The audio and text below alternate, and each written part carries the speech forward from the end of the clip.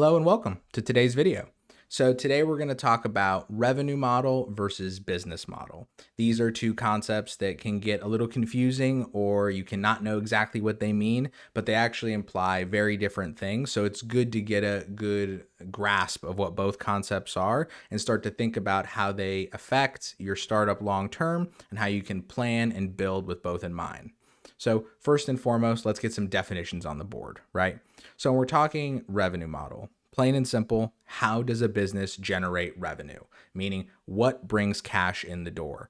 That's the punchline. We don't really need to make it any more complicated than that. Are you a transaction business where you take a fee every time somebody makes a purchase? Are you a subscription service where somebody pays or a business pays a monthly fee? Whatever it might be.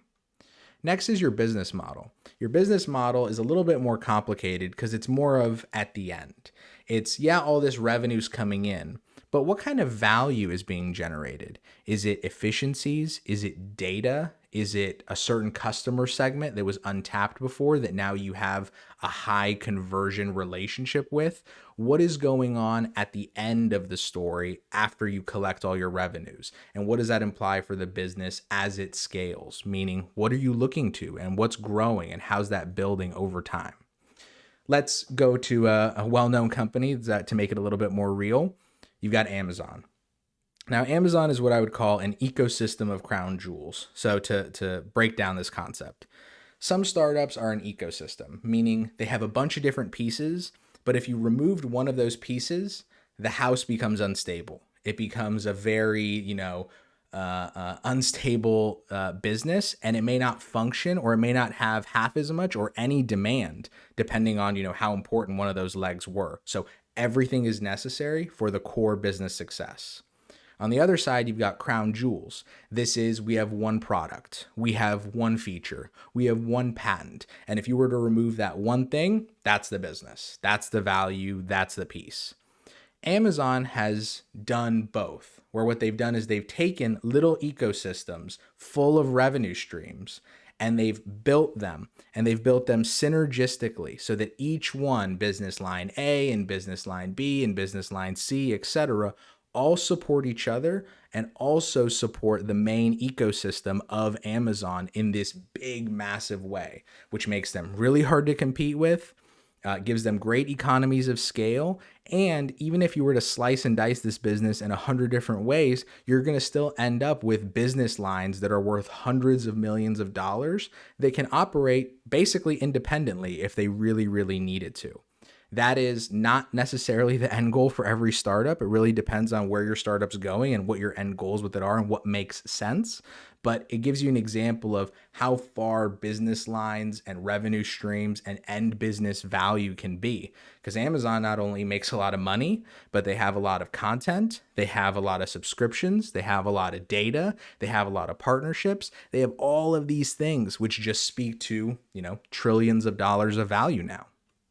So let's use the timeline of Amazon, because I talk with founders all the time, and even those with the best intentions always want to do 100 things at once. And trust me, I understand the rationale. I understand the excitement. I understand how it can be so tempting to try and build 100 things at once.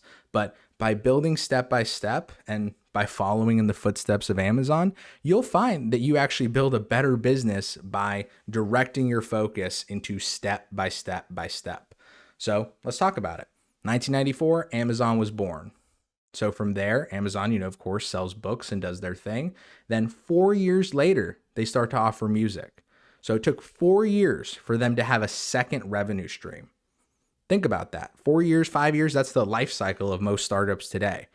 This is older, of course, but this is what it means when you're starting to think of building a base and then expanding from there.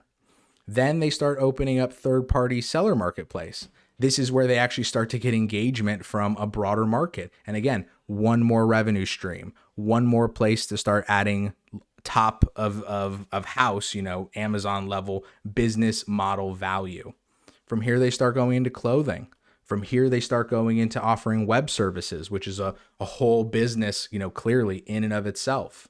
From here, they open Prime and open up a whole area of content and distribution and subscriptions and media. Then they go into Kindle And Kindle becomes its whole area of how do we engage and how do we push more book content to people in a new and innovative way. From there, Amazon goes on a whole acquisition stream from, the Latin, and they're continuing to do so, right? But from 2008 to 2017 in particular, there was too many to even try and put on the slide, but they buy a ton of companies, which add more revenue streams, more business lines, and more business model value at the end of the day. Next, they released their smartphone. And the reason I put this one in here is because it goes to show that just because you're expanding doesn't mean your expansions are always in the right direction. Amazon released a smartphone, and it was their first and more than likely last smartphone until they go buy a smartphone company, and then we all have Amazon phones, right? But now you have Amazon today. And if you had to analyze Amazon today, what you would see is an ecosystem of crown jewels, right? A business that by itself is totally valuable, but the sum of all its component parts are all each individually valuable and worth something on their own. It goes to show that there's a ton of value in building these big, massive, all-encompassing business models, but they all start from singular revenue streams that in a perfect world build and scale and complement each other, allowing you to scale 5% easier, 10% easier, tap into a customer base you already have, whatever it might be, do some cross-selling, you know what I mean? These are things worth considering, strategizing about, and figuring out what's appropriate based off of who you are, who your customer is, what they're looking for, the problems that they have, and how you can best engage them in a way that has the least amount of friction. So that way they get the best value and you don't sacrifice any customer relationships by trying to fit a square peg in a round hole.